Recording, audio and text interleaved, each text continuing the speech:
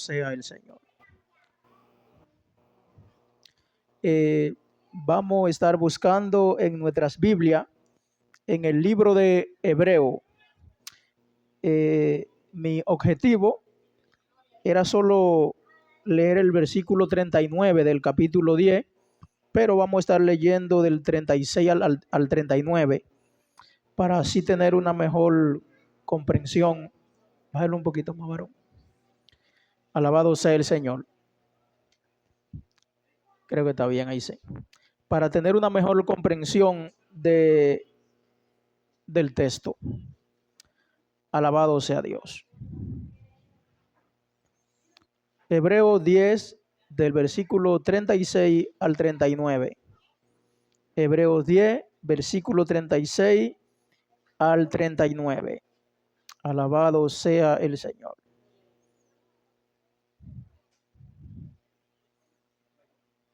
Vamos a estar leyendo en el nombre de Jesús. Dice así: porque o es necesario la paciencia, para que habiendo hecho la voluntad de Dios, obtengáis la promesa. Porque aún un poquito, y el que has de venir vendrá y no tardará. Mas el justo vivirá por fe, y si retrocediere, no agradará a mi alma. Pero vosotros no somos de los que retroceden para perdición, sino de los que tienen fe para la perseveración del alma. Puede sentarse, queridos hermanos y hermanas. Alabado sea el Señor. Bendito sea Dios. Vamos a estar hablando sobre Hebreo, y no necesariamente vamos a estar hablando sobre el versículo que leímos, sino que vamos a hacer un safari por el libro de Hebreo para entender un recorrido, si no entienden lo que quise dejar dicho con ese término, para hacer un recorrido sobre Hebreo y llegar por lo menos a lo que el autor de Hebreo. Vamos a ser un poco exegético y un poco, no mucho, pero un poquito expositivo a la misma vez. No me gusta mucho predicar expositivamente, pero hoy lo vamos a hacer un poco. Alabado sea el Señor. Y esa es la mejor forma de exponer la Biblia, la palabra expositiva. Hebreo, la mayoría de estudiosos de la Biblia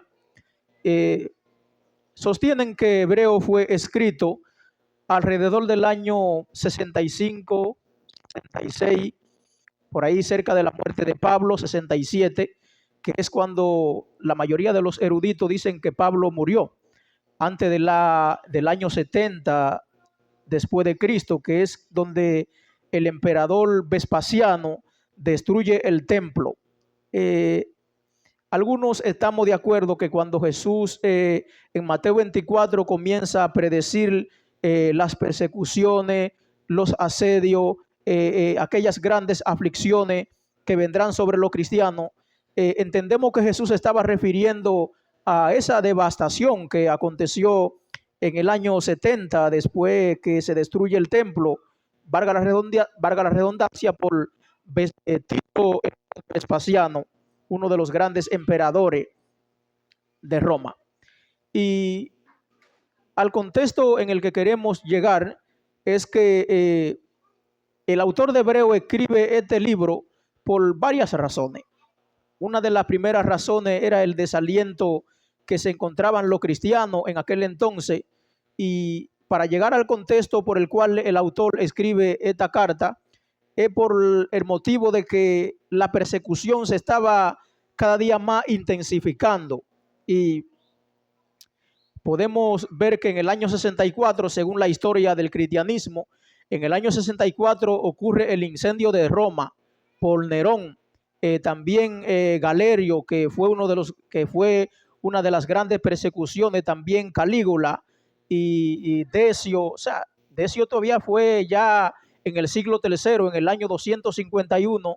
Es una de las persecuciones más terribles que ha acontecido a los cristianos. También tenemos también con el edicto de Milán, donde allí es donde entra la paz cristiana, donde el emperador Constantino en el edicto de Milán. Entonces ahí es donde viene la tolerancia religiosa, donde ya los cristianos tienen más bonanza y el cristiano tiene más libertad de profesar su culto o su religión, y tiene más libertad de hacerlo. Pero estos siglos atrás, después del siglo tercero, siglo segundo, tercero y siglo primero, son siglos donde la persecución cristiana cada día más se va intensificando.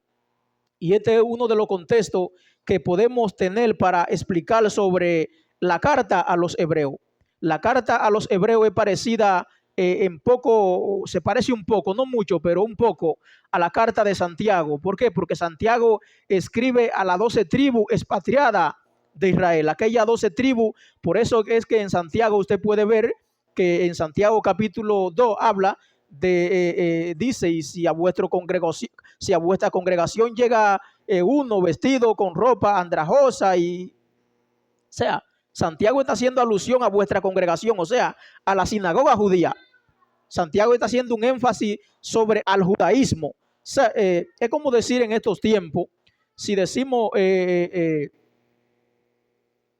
que los mesiánicos, o sea, no, los judíos ortodoxos, los mesiánicos son los que creen en Cristo actualmente.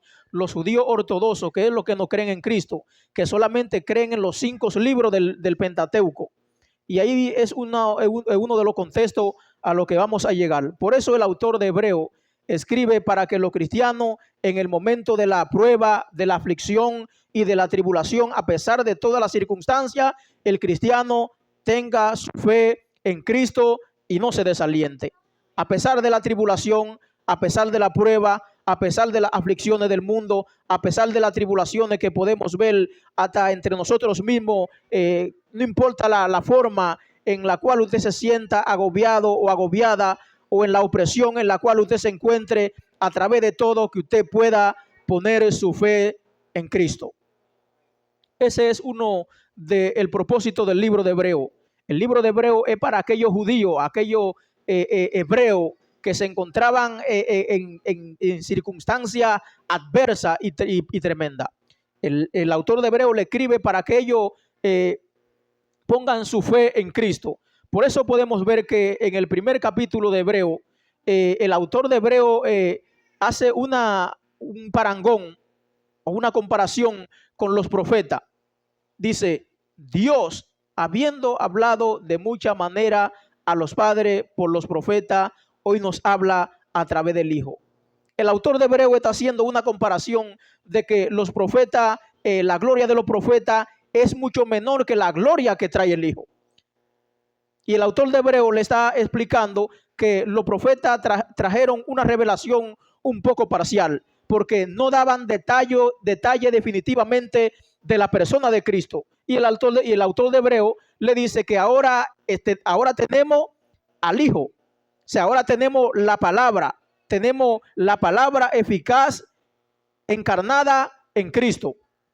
Y es lo que el autor de Hebreo nos hace una comparación. El autor de Hebreo dice, si los profetas fueron grandes en su época o fueron excelsos en su época, ahora tenemos a Cristo, que es quien nos trae la palabra viva y la palabra viviente y eficaz.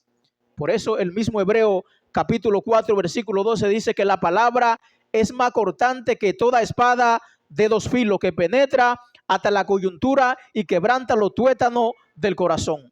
O sea, Hebreo hace una semejanza en que la palabra, en que tenemos la palabra, y aquellas personas y aquellos creyentes judíos se encontraban en grandes aflicciones y persecución. Por eso también en el capítulo 1 del mismo versículo, del 5 en adelante al 14, entonces el autor lo lleva a que Cristo es superior a los ángeles. O sea, de que Cristo es mayor y superior que los ángeles. Eso podemos verlo en la misma Biblia. En el Evangelio de Mateo podemos ver que cuando María da a luz a Jesús, los ángeles van y le dan una salutación a María. Vemos también que cuando Jesús nace, los ángeles, los reyes, o sea, los reyes magos, van dice, de hecho, cuando Herodes los interrumpe para que ellos no vayan a ver al rey. Ellos le dicen, nosotros vamos a adorar al rey, el rey que ha nacido en Belén. O sea, Jesús era el rey. O sea, Jesús es el rey supremo que todos nosotros tenemos, y es nuestra excelsa manifestación de gloria. O sea, por eso el autor de Hebreo dice que Jesús es mayor que los ángeles, es mayor que los profetas. Y en el capítulo 3, el autor lo identifica con Moisés y dice que Jesús es superior a Moisés. Que Moisés es el legislador de la ley, pero Jesús nos trae un mandamiento mayor que el que nos trajo Moisés. Moisés decía ojo por ojo, diente por diente, aborrece a tu enemigo, pero Jesús trae un mayor mandamiento. Un mandamiento nuevo os doy, dice en Juan 13, que nos amemos uno a otro, así como yo os he amado. O sea, Jesús es mucho mayor que Moisés. Y en el capítulo 4 podemos ver que Moisés, que el autor de Hebreo, entonces hace una comparación en que Jesús es el reposo del creyente, en que el creyente tiene que reposar en Jesús, de que Jesús es el mayor reposo que el ser humano tiene. Por eso cuando los fariseos siempre atacaban a Jesús y decían, ¿por qué tú quebrantas el día de reposo? Y Jesús le decía, yo soy mayor que el día de reposo. ¿Acaso fue el día de reposo por causa del hombre? ¿O el hombre por causa del día de reposo? ¿Cuál fue de las dos? Jesús le decía, no, el día de reposo fue por causa del hombre, no al contrario. Y no el hombre por causa del día de reposo. O sea, que Jesús es el reposo del creyente.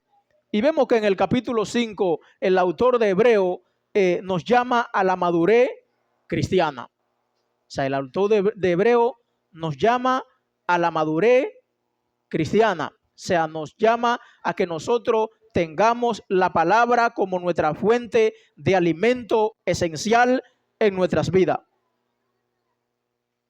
El autor de Hebreo hace una comparación y dice que crezcamos en la palabra como el alimento espiritual. Lo mismo que dice Pedro en primera de Pedro 2, dice que busquemos como niños.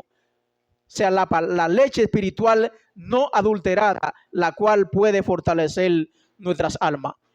El autor de primera de Pedro, que es el mismo Pedro, nos llama a que nosotros busquemos el alimento espiritual, que es la palabra de Dios. Un cristiano se fortalece en la tribulación, en la prueba, en la aflicción, en todos los momentos que puedan venir a su vida, cuando tiene un fundamento firme en la palabra de Dios. No importa por el momento en el cual usted pase en su vida, si tiene un fundamento en la palabra de Dios, no hay prueba ni hay nada que lo pueda detener. ¿Por qué? Porque usted está fundamentado en la palabra de Dios. Eso es lo que dice el mismo Hebreo, cuando dice en Hebreo 12 que pongamos los ojos en Jesús, que es el autor y el consumador de la fe. Porque el autor de Hebreo dice esto. El autor de Hebreo dice esto porque en el capítulo 11 él ha presentado una nube de testigos que fueron ejemplos de la fe.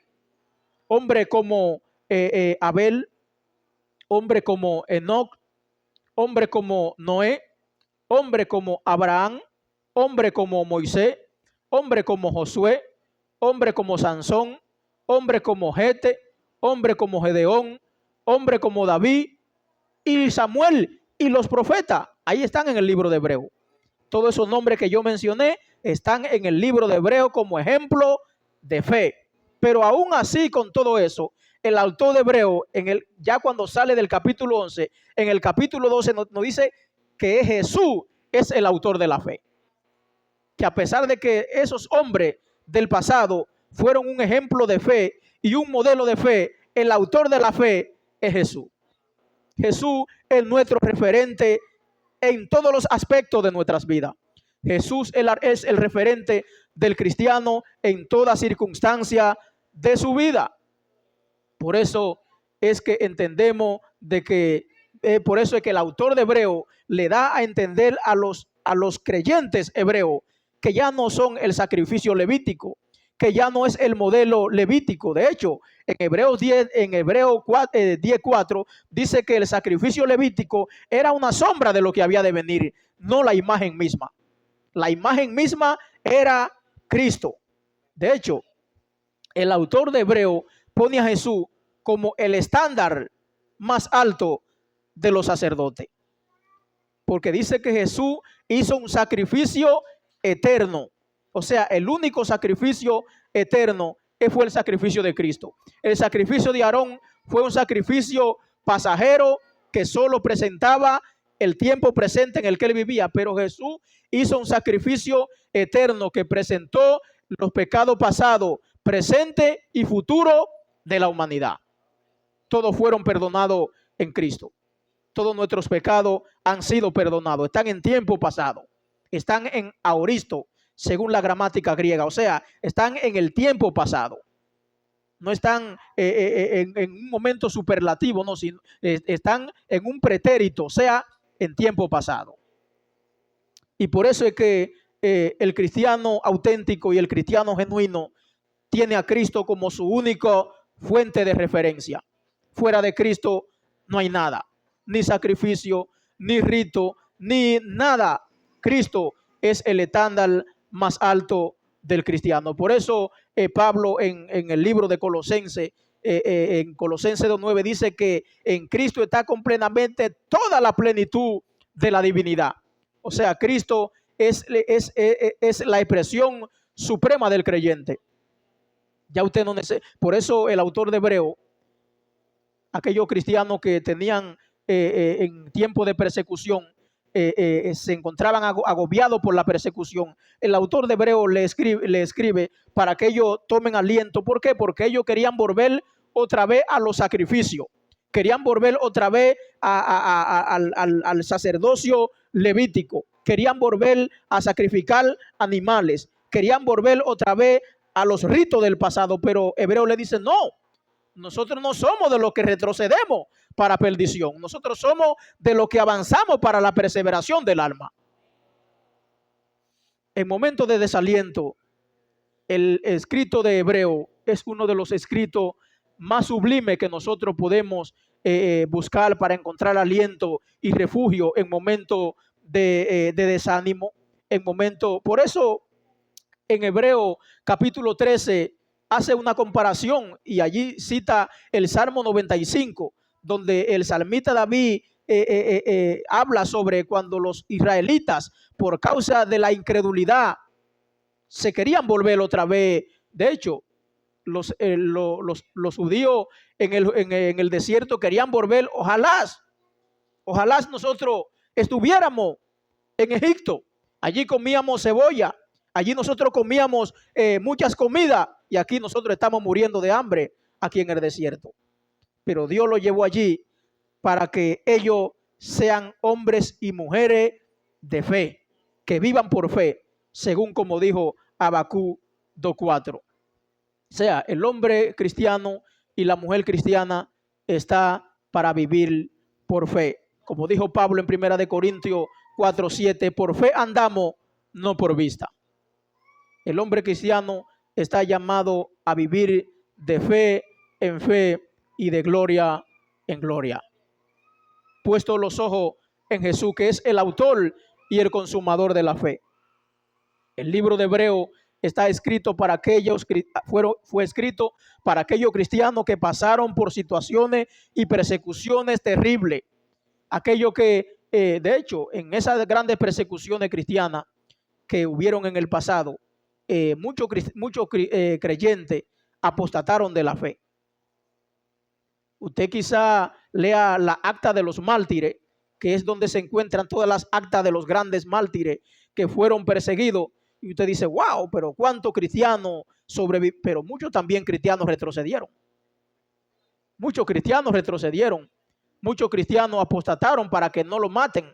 ¿Por qué? Porque en aquellos circos, de hecho, en aquellos circos donde de hecho, en el año 64, se dice que Nerón mandaba a prender a los cristianos y los cristianos parecían como arbolitos de Navidad prendidos en candela. Se dice que uno de los grandes mártires del cristianismo, que murió quemado, de hecho el apóstol Juan, dice la tradición, que fue tirado en un caldero caliente de aceite, dice la tradición. Y Policarpo de Esmirna, que murió en el año 155 o 156, según dice la tradición y algunos libros de persecuciones cristianas, que él estaba soñando de que él estaba durmiendo y que él soñó de que la almohada de él estaba prendida en candela. Y a los 2 días después de ese sueño, lo prendieron en candela. Y cuando a él lo interrogaron para que él diga si delante del César, de que él diga que el César es Dios, la palabra de Policarpo fue, que murió a los 86 años, la palabra de Policarpo fue: ¿cómo viendo yo servido a Dios desde mi juventud y hoy con 86 años voy yo a difamar el nombre de Cristo? Esas fueron las palabras de Policarpo, obispo de Esmirna. Según la tradición dice que fue directo discípulo del apóstol Juan. Y este cristiano, con valentía, con coraje, con certeza y con firmeza, mantenió su fe. En tiempo de prueba y de momentos difíciles, lo que se necesita son convicciones y fe firme. Si hay una cosa que el cristiano tiene que tener, es convicción. Convicción firme. Convicción firme. La convicción es la capacidad y la fortaleza dada por Dios y dada por el Espíritu de Dios para usted defender con gallardía, con coraje, lo que usted cree. Gústele a quien no le guste. Esa es la convicción. Esas son la certeza de personas que tienen convicción, que pásele lo que le pase, no le importa. Defienden su fe por encima de quien sea. Al que es homosexual no le dicen: no, tú lo que tienes es un problema, ¿entiendes? Ven así con tu problema. Uno de los grandes errores que tiene la iglesia de hoy en día es que le decimos a la persona: ven como tú quieras, que eso sí importa. Claro que la gente tiene que venir como quiera, pero no tiene que quedarse como quiera. Tiene que tener arrepentimiento, tiene que tener cambio, tiene que tener convicciones firmes. Y cuando tenemos convicciones firmes, por encima de lo que sea y por encima de las situaciones y de las circunstancias, de hecho, cuando tenemos convicciones firmes y convicciones que son arraigadas en la palabra de Dios, nosotros, como dice un adagio por ahí, al pan le llamamos pan y al vino le llamamos vino. No, que yo estoy enamorado de ti, que yo no soy cristiano, pero estoy enamorado de ti. No, busque su lado: yo soy cristiana o yo soy cristiano. Pero cuando tenemos una fe que está un poco tambaleando, hasta esperanza le damos a la persona. Cuando tenemos una fe que no está bien fundamentada en la roca, hasta esperanza le damos a las personas. Pero cuando tenemos convicciones y raíces firmes de lo que hemos creído, valga la redundancia, le llamamos pan al pan y al vino le llamamos vino. Así que Dios le bendiga, mi hermano. Dios le siga bendiciendo. Vuelvo y le reitero que el libro de Hebreo fue escrito para cristianos que estaban pasando momentos muy difíciles. Y lo que ellos querían era volver atrás a los ritos del Antiguo Testamento.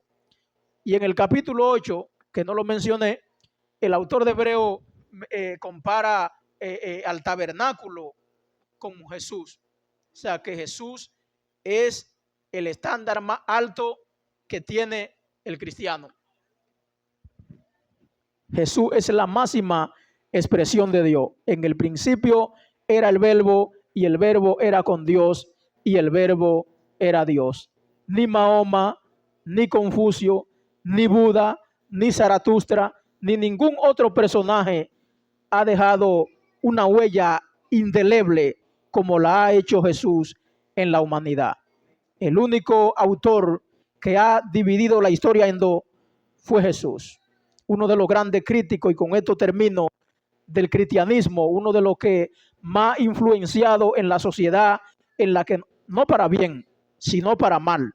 Uno de los grandes hombres que más influenciado, que más de hecho, si usted estudia la cultura actual en la cual nosotros hoy estamos, esa persona ha sido la que más ha influenciado a la sociedad degenerada que tenemos hoy.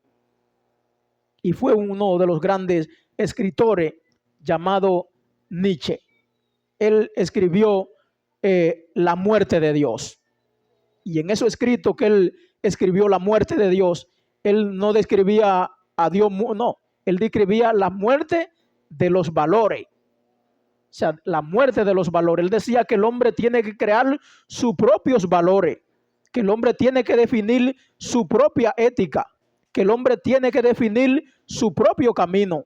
Y eso es lo que hoy en día en filosofía se le llama el existencialismo. O sea, de que el hombre es el dueño de su propio destino, que el hombre es el que trilla su camino, sus decisiones, que no hay ninguna autoridad que le diga al hombre qué hacer y qué no hacer. El hombre es el responsable de su vida y de su destino. Por eso hoy en día estamos en la situación que estamos. Dios le bendiga. Pero una de las cosas que más me llama la atención, a pesar de que ese filósofo era como era, tan negativo, él decía que hubo un solo cristiano y murió en la cruz, en su obra Al Anticristo. Él escribió una obra que se llama El Anticristo, donde hace una aférrima ataque al cristianismo. Pero a pesar de que él atacaba el cristianismo, él decía que el cristianismo solamente tenía un solo líder auténtico, y era Jesús. De hecho, cuando escribe su otra obra, llamado El Superhombre, pone a Jesús, a Buda, a Confucio y a Zaratustra como los grandes hombres que la humanidad tiene que seguir. Y ahí él pone a Jesús, para que usted vea quién fue Jesús. Así que Dios le bendiga, Dios le bendiga más, Dios le prosiga bendiciendo. Por eso es que una de las cosas que me hacen cada día más fortalecer mi fe es que a pesar de que veo muchos ángulos de la vida, pero entiendo que el más sublime es Jesús. Amén. Así que Dios le bendiga más. Y le digo esto no para sorprenderlo, ni para, no, sino para que usted vea quién fue Jesús.